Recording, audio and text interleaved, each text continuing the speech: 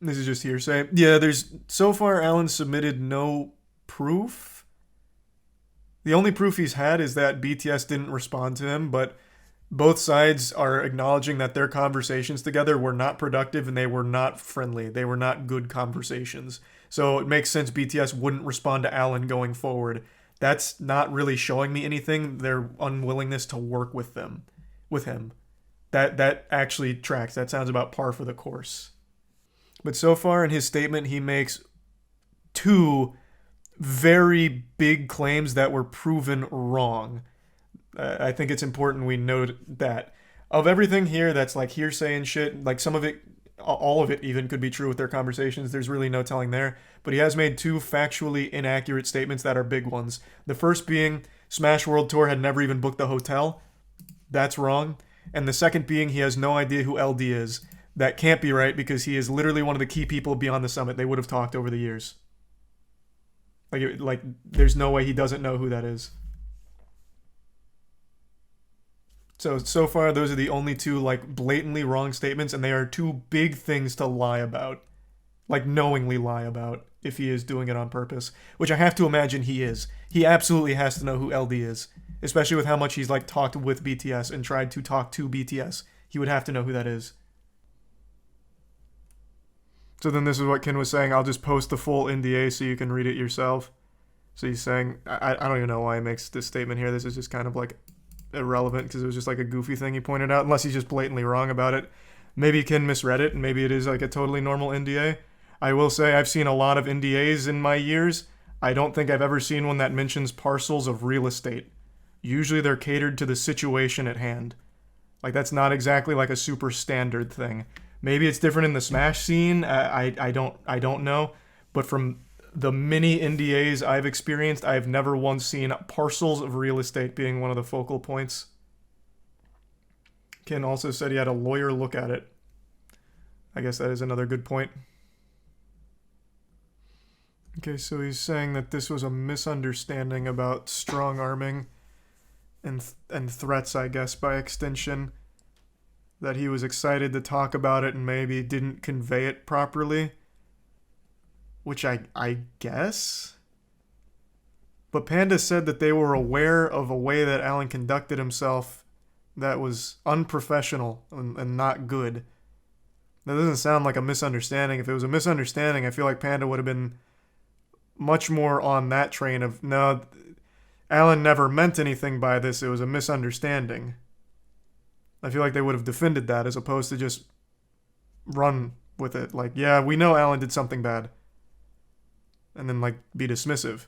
But they acknowledged it, right? But if it was a misunderstanding, I feel like they would have just said, like, no, this was a misunderstanding. I guess maybe at that point, like, the Panda PR team wasn't talking with Alan, so I'm trying to give, like, a really charitable interpretation of it, because he's saying something very different than what Panda themselves was saying with that. Panda just admitted what we wanted to hear, but they didn't, though, because their first response was, like, being dismissive of it, which is why it was so poorly received. If they just wanted to say everything that the community wanted to hear, they would have immediately said, like, we are investigating these things. Alan is temporarily put on leave while we go through this situation and shit like that, but they didn't. They acknowledged it and then just kind of were very dismissive. So this is a montage of, like, his communications with other TOs where he doesn't mention, like, disappointment for not joining or, like, trying to scare them into joining. Why is the Smash community the hardest community to get straight information from? I have no fucking clue. And it doesn't help that Nintendo is also terrible at giving any kind of straight information at all. Fucking awful. So they got explicit permission from Nintendo. So was it like a Nintendo partnered event? Or did they just get like the official blessing? I'm assuming it just had to be like the blessing, right? It's not like to the same degree Panda was. It's not like Nintendo and Genesis they work together. Okay, so they just got the blessing. Okay, that makes a little more sense. I guess when I hear license, I think of what Panda does with Nintendo, where it's like a one-on-one, like we work together hand in hand kind of deal. But this is just Nintendo giving it the nod of approval officially, as opposed to just like a wink-wink kind of thing. I would be very inclined to believe this statement. We get 10% of a much bigger pie. We don't want the full pie. If he wasn't asking for exclusivity, though, right? he still hasn't explained why it was exclusive because it's redacted information in here. I guess that's like a super secret thing. But there'd have to be like a really good reason for it to be exclusive because that's like the exact opposite of we don't want the full pie. Genesis said they were officially partnered with Nintendo in 2017. Oh. Well, that's interesting. I had no clue about that being an official thing. He said it was Nintendo that wanted it redacted. Which is unlucky because it'd be really helpful to know what the exclusivity was for then if it wasn't for like a large portion of the community to be under the same umbrella.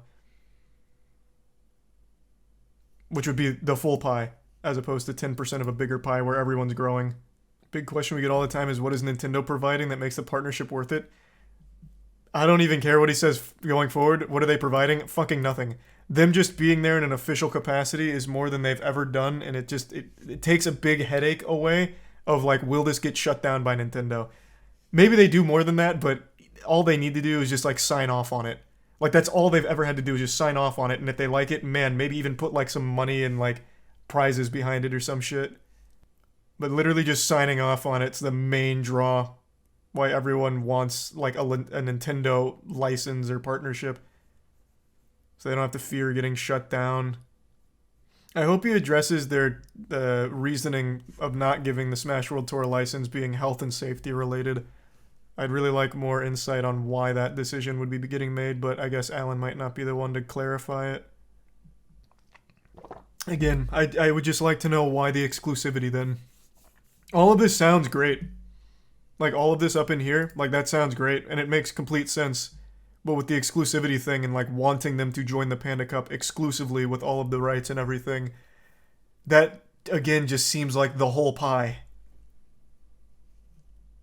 It's a real shame Nintendo isn't letting him explain that part, because maybe there's, like, an actual decent reason for it.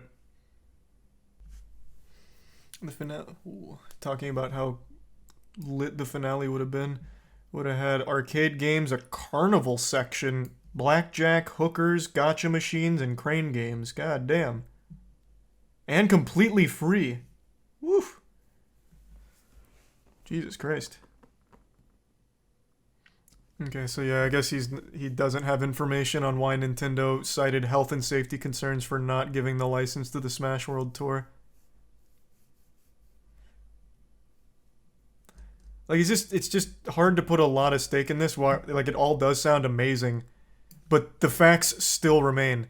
In writing, Smash World Tour received notice that Nintendo would not license them, and this was through their conversations, the time of unlicensed events is now gone. So, like, even though all of this sounds great, this whole thing about, like, we're doing this because we want everyone to be able to do Smash events, even if it's not with us, the freedom of Smash events... Like, it clearly, like, there's a disconnect there between him and what Nintendo's actually doing. Which I guess isn't really his fault. Like, he's not the one making Nintendo do that shit. True. Esports is an industry that's just always losing money. And they take from venture capital. That is legitimately like every single esports org out there. This is not a really good summation. Like, his points that he made, like, I don't think they were terrible points or anything, but this is a terrible breakdown of it. Smash World Tour stood to gain nothing. Like, I think Alan is just blatantly wrong about that. All they stood from this situation, like the outcome, is complete net loss across the board. Loss of faith from Nintendo, so I don't think the VGBC will ever be getting a license from Nintendo after all of this. That will just never happen. They lost the biggest event of the year for them, which is where they'd make the most money for the $250,000 circuit they put on. So they lost a ton of money on that, a ton of money on putting it all together. Like, all of it was a net loss for them. They had nothing to gain. Absolutely nothing to gain. So to say that it was the Smash World Tour gambit and say, like, it was all to try and make themselves the hero for more community eyes is... I think that's a terrible angle to take. Like, the points he was making, of course, aren't provable points because there was no evidence. Except for, like, notes he took during conversations. But, like, the points, I think, aren't horrible that he tried to make. But this, like, the reasoning for it, I think is way off. Like, I think that's silly. Even if he wants to take it from a sponsorship angle, that still doesn't compute. Because the sponsors that are in the Smash scene right now have been in the Smash scene for, like, years now. So it's not like they're even getting new sponsors or wanting new sponsors. And it's not like the sponsors that were sponsoring Panda Cup are going to go to fucking VGBC now after this blow up. They just won't come back. So again, it's just another net loss where VGBC will never get those sponsors or anything. I don't know how you get that takeaway though. Abungi. VGBC looks very bad if this is all true because it looks like they were leveraging their place in the public eye to pressure Nintendo. But that would make sense if they did this before getting canceled. Like if they did this months ago, like while they were still fighting for that license, then I would completely agree with the motivation. Like, okay, they're trying to strong-arm Nintendo to force them with public pressure to give them a license. But they had already been declined not only for this year, but for next year, which they didn't even apply for, and they still got declined. So they had only released all of this after they got declined. So there was nothing they could gain from it. There was no public pressure that would get the license back. They had already got the no for an entire 2 years. So they just had nothing to gain from this whole situation.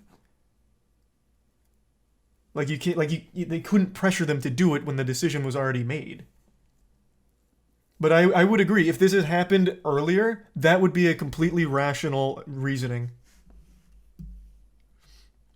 Their sponsors were contingent on Nintendo sponsoring them.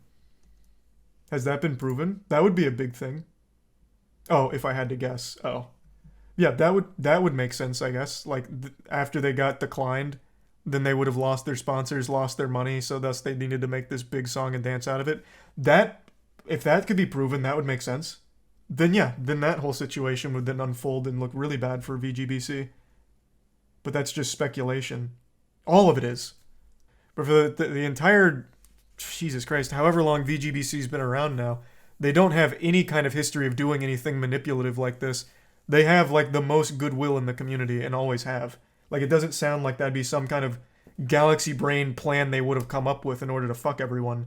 That just doesn't make sense. VGBC tried to gain something in place where there was nothing to gain. What did they try to gain, though? Again, like, I haven't heard an answer that makes sense here of what they tried to gain. All they did was lose. Like, I don't understand. That's a question to the guy that just said that. What did they try to gain? PR. How does that help them when they lost all this money? How is that PR helpful? They're going to have the same amount of eyes on their content as they always have. If they had no money left to run the event, well, even still, then they have nothing to gain. But yeah, if all of the sponsors were contingent on the Nintendo license, then yeah, that would then make sense for all of this to happen. Or why they would do that. They gained the destruction of one of their competitors. I think everyone still has this really bastardized idea of how this ecosystem has worked, at least as I understand it. Even in Alan's statement, he's talking about how he always wanted to symbiotically work with the community. That's been the norm in the Smash scene. Since it's all grassroots, everyone succeeds together or they all fail together. Like, it's not... I've never seen them viewing each other as competition where they want others to fail. Because it helps them when they don't fail. Like, when Panda was doing well, VGBC was doing well, BTS was doing well. When one of them was struggling, the other two then start struggling. Like, they all needed to work together. It was always ride or die. I think the most important thing, like, again, all of this is hearsay. Like, there's no hard proof of anything from either side except from Smash World Tour with their side from Nintendo. They do have all of those receipts. Like, they do have that. That is all hard evidence. Everything else is hearsay at the end of the day. But the two big things here is in Smash World Tour's statement as well as what LD posted, there's nothing that's been factually proven incorrect. In Alan's statement, there are two factually just blatantly wrong things that he says that are provably incorrect. And one of them's huge because it's what he put as like the linchpin of his statement of Smash World Tour maybe being a gambit. It's where he said... Where was it? Oh. It was right over in here. I'll just Control F. I've been recently informed the main hotel in San Antonio listed in the Smash World Tour Discord did not have any pre-existing block or any expectation of large groups this weekend. There was no block canceled. It simply never existed. That is provably incorrect. Provably wrong. That is just incorrect. That is a false statement. Top to bottom. travel stipends for players does not equal hotel block. I think this is pretty solid. Like, everything was booked up, as I understand it. From the thread here, from the people confirming on their side, that all of it was a go. But I guess, yeah, maybe the number one way to do it would be just go straight to the hotel. Exactly, they both hated each other back then. Yeah, that much is very clear. Which is why I find it weird that he made an entire song and dance out of, like, why are they stonewalling me, why aren't they replying? Well, it's because you didn't like them, they didn't like you, so they didn't want to work with you. Like, that's very clearly why they're not responding. That's not eye-opening, and that's not really a knock against them. Like, if they don't want to work with you because they didn't like how the conversations went, they're not going to work with you. It's just that simple. Exerisib Transowu and the Razzle Dazzle. Seems more sad than anything else. Well, it is more sad than anything else. This is a massive hit to the entire Smash tournament community. The Marriott website actually has a page for the Smash event booking. Oh, that would be such a dagger in his, like, actual really wild claim. Oh, well, yeah, actually, it is literally called Smash World Tour Super Smash Con Fans and Family, yeah. How long did it take you to find this? Yeah, because this was absolutely booked. It is literally named after it. Yeah. So, again, that is just a blatantly wrong statement. I spent over 2 years working with Ken in an office, never heard him yell or be out of line in even our biggest disagreements. Ken actually taught me a lot about being level-headed and evaluating tough situations with care, especially in meetings/BD initiatives. The amount of people coming out to defend Ken's character speaks volumes. Alan seems to be the only one with this view of Ken. No one else has come forward to corroborate Ken being an asshole. So that pokes doubt in that entire section. Because again, it's all just hearsay. Even like the character witness statements are just them giving their own anecdotal proof. But there's so many of them, whereas Alan is just one. And for what it's worth, I have also talked to Ken.